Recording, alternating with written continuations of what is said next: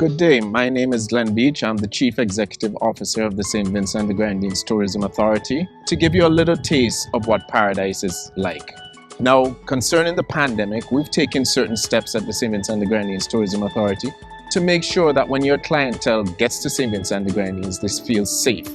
We have put in place what we call a safe zone, which makes sure that our taxi drivers are fully vaccinated to take you from the airport to whichever property you decide to stay at, that we have certain things in place and the protocols have been put in place by our Ministry of Health.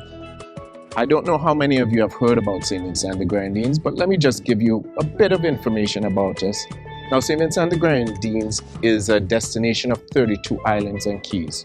We like to call it the most complete, the most diverse destination in the Caribbean. I always said that the perfect poster of St. Vincent and the Grenadines will be a black sand beach that merges into a white sand beach. And at the top you say St. Vincent and the Grenadines, choose one.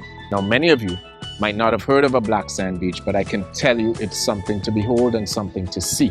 Now, as I said before, we're 32 islands and keys, 9 of which are inhabited. Right now, we're at Le View Hotel on St. Vincent. St. Vincent is the main island, the most heavily populated. And of the 32 islands and keys, it is the only volcanic island.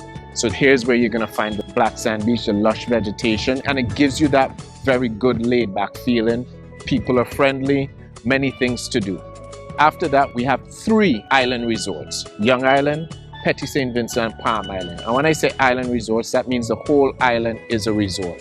So it's somewhere to get away, have your privacy, and really lay back and enjoy. As a matter of fact, 1 or 2 of those resorts don't even have TVs in the room in case you want to get away from a lot of the news also. But that option is there. The largest of the Grenadine Islands is Beache, which is a favorite of many people. Beache is the largest of the Grenadine Islands, very laid back. Gives you a sort of rustic feeling, developed but not overdeveloped, and so a great feeling. After that, we go to MUSTIQUE, which many of you I'm sure have heard of. Lifestyle of the rich and famous, the Mick Jaggers, David Bowie, Shania Twain, Bryan Adams. Just calling 2 Canadians there so you'll feel more at home with the names. All have homes or were there at one point in time. So very much lifestyle of the rich and famous. Then we go to CANOUAN, very similar to that of MUSTIQUE, very upbeat. We have 5 airports. Second largest airport is on CANOUAN. And CANOUAN has the only Mandarin Oriental in the Caribbean. And we're very proud of it. Lovely, lovely, lovely property. And they just opened the Soho as well as the Sandy Lane Yacht Club. After that, I would probably say Union Island.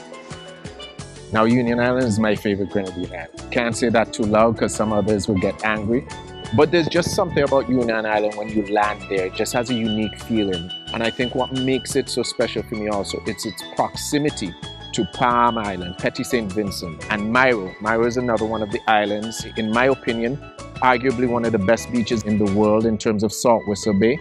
Now, some of you might say, well, what do you constitute as the best beach in the world? I'm not talking about size. I'm talking about the quality of the sand, and more than that, the quality of the water on that beach. So very unique. And then we go to the Tobago Keys. Now, the Tobago Keys, I don't know how many of you have seen Pirates of the Caribbean movies. 1 and 2 were filmed in St. Vincent and the Grenadines, and 1, I don't know if some of you remember when one of the islands was on fire. That was done in the Tobago Keys. None of the islands in the Tobago Keys are inhabited. It's surrounded by what we call Horseshoe Reef. So very unique in terms of that. Now, in St. Vincent and the Grenadines, we have 4 niche markets. Sailing and yachting, which is our largest. Best sailing waters in the Caribbean and some of the best sailing waters in the world. Something for the amateur or the expert. After that, we go to diving, second largest niche market. You have your cliff diving here and small critters. You go down to the Grenadines, which are coral islands. And you have your swimming with turtles, sharks, diving with sunken ships, and that sort of thing. Third niche market is romance, which includes weddings and honeymoons. And last but not least, we have adventure tourism, which includes hiking, climbing the volcano, and this sort of thing.